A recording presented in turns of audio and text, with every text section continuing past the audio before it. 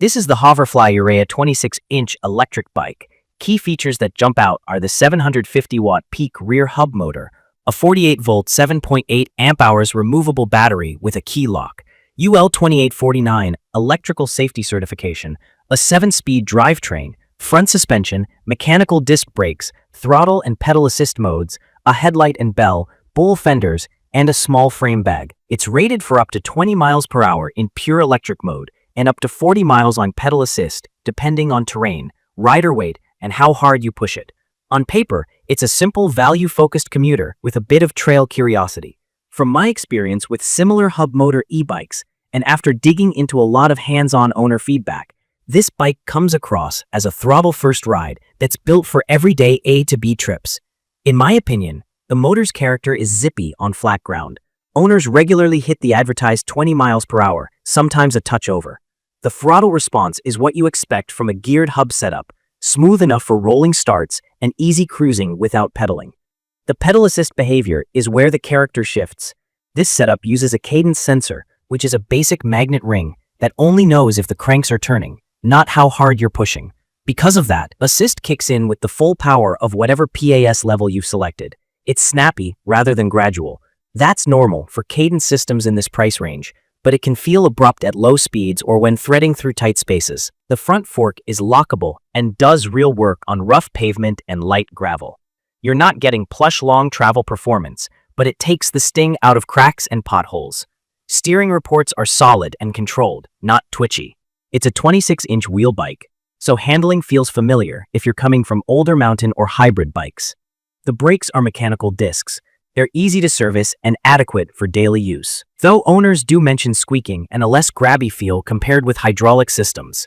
If you plan to commute in hilly areas or carry loads, you may want to tune and bed them in carefully and consider better pads later. The display is old school, an analog LED light bar that shows battery bars and PAS level. There's no speedometer, no odometer, no wattage readout. If you like tracking numbers, this will feel basic. If you prefer a minimalist cockpit and just want to ride, the simplicity is actually kind of nice. Still, not having a percentage readout for the battery means you'll need to learn how those bars drop under different loads, so you're not surprised near the end of a ride. About the battery, 374 watts H48 battery, 48 volts, removable, lockable, and roughly 5 to 5.5 hours from empty to full, in my opinion. Removable with a key is a must-have for apartment living or office charging. Real-world range varies a lot, but the pattern from owners is clear. With steady pedal assist on mixed terrain, mid-30 miles is doable. Throttle-only riding tends to land closer to roughly 20 miles. Those numbers shift with rider weight, elevation, wind, and temperature. So think of them as reasonable targets, not promises. Fit and ergonomics are a mixed bag. The seat is often described as firm and not friendly for longer rides. If you're sensitive to saddles, budget for a cushier aftermarket option or a suspension seat post. The handlebar setup works, but some folks mention uneven bar diameter that makes accessory mounting fussier than it should be. The 5-speed thumb shifter is serviceable, though the reach may feel awkward if you have smaller hands or prefer trigger shifters with a shorter throw. Nothing here is a deal breaker, but they're the small gripes that add up on daily rides. Assembly is easy enough. The bike arrives mostly built with tools in the box. You'll mount the front wheel, bars, pedals, adjust the saddle, and tweak the brakes and derailleur.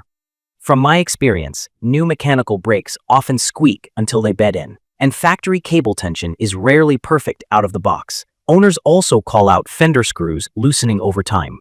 A dab of blue thread locker and a careful once-over after your first rides can save you headaches. Weight matters with e-bikes, and this one is listed around 53.5 pounds. That's not light. It's fine once you're rolling, but if you have stairs, plan to lift it into a car, or navigate tight hallways, you'll notice it. On hills, the motor does well on mild to moderate grades, though it can slow on steeper climbs, and the bike's heft becomes part of the equation. Use your gears, give it steady cadence, and throttle when needed, and it'll get up most urban slopes, just not at the same pace as a more powerful or lighter setup. UL 2849 certification is a real plus. It means the electrical system meets safety standards many landlords and workplaces are now asking for. For commuting and charging indoors, that's peace of mind. It's perfect for riders who want a straightforward e-bike that can hit 20 miles per hour handle daily pavement with some light trail detours, and charge the battery indoors.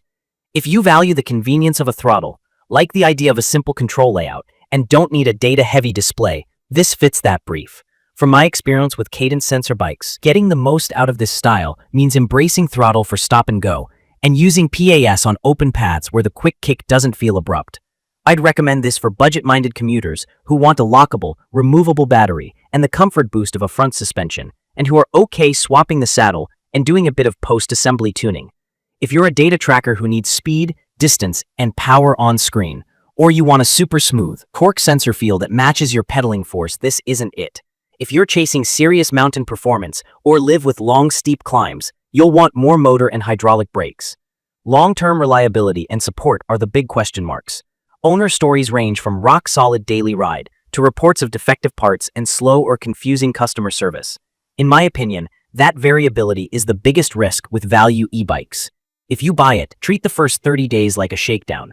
Put miles on it, test the charger and battery, listen for odd noises, and address small issues early while you're still in the return or warranty window. That approach has saved me headaches on similar bikes. In conclusion, the Ourea 26-inch leans into practical value, a quick hub motor, a secure removable battery, suspension for rough city streets, and simple controls. It asks you to accept a heavier frame, a basic display, mechanical brakes that may squeak, a firm stock saddle, and a punchy cadence sensor assist. In my opinion, if you want a no-frills, throttle-friendly commuter, and you're comfortable making a couple of small upgrades, it's a solid deal. If you need silky PAS, long-range throttle riding, or premium braking, look higher in the lineup or budget for upgrades. If this video helped, please subscribe to the channel and drop your questions or your own experience in the comments. Thank you for watching.